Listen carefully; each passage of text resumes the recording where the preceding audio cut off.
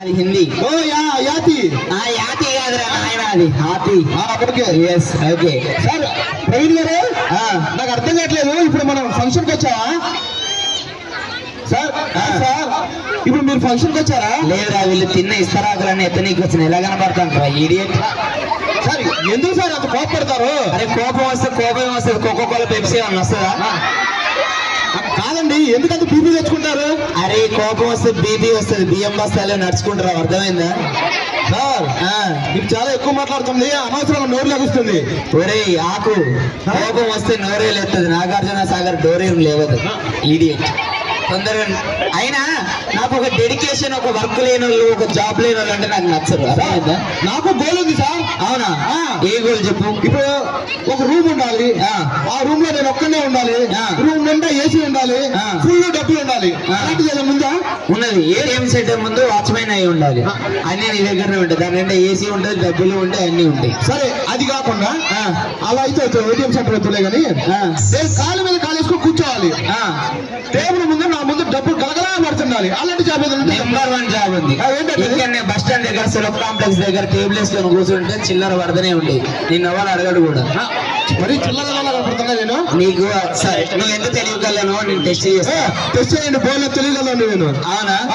ఇద్దరం ఏ రూట్ లో వెళ్తాను. మన స్కూల్ కి వచ్చే రూట్ ఉంది కదా, ఆ రూట్ లో వస్తాను. శ్రీమేళ స్కూల్కి వెళ్ళే రూట్. అవును. ఓకే. ఒక సైడ్ 500 నోటు, ఒక సైడ్ 2000 నోటు ఉంది. నువ్వు ఏం తీసుకుంటావు? నేనైతే 2000 రూపాయలు నోటు తీసుకుంటా. మరి పిచ్చాడా, నేనైతే ఆ 2 తీసుకుంటా. నీకెక్కడ తెలివి ఉందిరా? సరే మళ్ళీ అడగండి, ఇప్పుడు చిటికలో చెప్పేస్తా. అడుగు. సరే ఇప్పుడు అదే స్కూల్ రూట్ లో వస్తాను. ఓకే. ఒక సైడ్ 2000 నోటు, ఒక సైడ్ 500 నోటు ఉంది. నువ్వు ఏం తీసుకుంటావు? నేనైతే 2 తీసుకుంటా. మరి పిచ్చాడా, అందులో ఒక్కటే తీసుకోవాలి. 2000 నోటు బ్యాన్ అయిపోయింది, 500 నోటు చెల్తుందిరా. అక్కడ తెలివి ఉందిరా నీకు. ఓకే ఓకే ఇప్పుడు నేను అడుగుతా, చెప్పు. అడుగు. ఇప్పుడు మన ఇద్దరం అదే రూట్ లో వెళ్తున్నాం. నాకేం పని పాడలేదరా నీతో రూట్ లో నడవడానికి? నాకు బొచ్చడు పనులు ఉన్నాయి, నువ్వు వెళ్ళు. అవునా? సరే, నాకు నీకు విషయం తెలుసా? ఏంటి? రాత్రి నాకు కల వచ్చింది. అవునా? మన ఇద్దరం రాయచోటి రూట్ లో వెళ్తాను అంట. అయితే నువ్వేమో పేడలో పడ్డావంట. అవును. నేనేమో తేనెలో పడ్డానంట. అబ్బా, నేను పేడలో పడ్డా. నేను తేనెలో పడ్డా. తేనెలో పడ్డా. అదృష్టవంతుడివి. అవును. నాకు కూడా నైట్ కళ వచ్చిందిరా. ఏం కళ?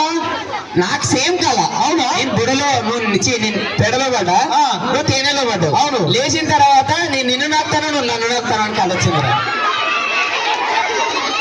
లేకపోతే నా ఫోటో కళలో నువ్వు కాదు ప్రవీణ్ గారు, ఎవరండి ఈ చక్కని చుక్క? మీ అక్కరా బొక్క. నీకెందుకురా? పేరేంటో? సోనాలి. విందా? చుట్టు మీద 2 విత్తవా? అవుతుందండి. కాదండి, మీ అక్కను చూస్తే నాకు ఒక కవిత గుర్తుకొస్తుంది. దాన్ని చూస్తే నాకు వాంటే రాదని కవిత ఎట్లా వస్తుందిరా? కాదండి, ఓ మంచి కవిత గుర్తుకొస్తుంది. చెప్పు. నీ అడుగులో నా అడుగు, నీకేం కావాలో అడుగు, నీ కోసం కొని పెడతా గొడుగు, వెళ్ళి దాని మూతికి అడుగు. అదో కవిత, నువ్వు దానికి చెప్పడం మళ్ళీ. కాదండి, మీ అక్క చుట్టూ చాలా బాగుంది, ఇంతకీ ఏం వాడుంది? ఒక్కసారి ఇట్రాక. నీకు చెప్పాలి ఈ సీక్రెట్. అందరూ కేర్ఫుల్ వినండి, అందరికి ఉపయోగపడే సీక్రెట్. అవును, ఖచ్చితంగా వేసి కొబ్బరి నూనె పెట్టి మర్దన చేస్తుంది. ఓకే.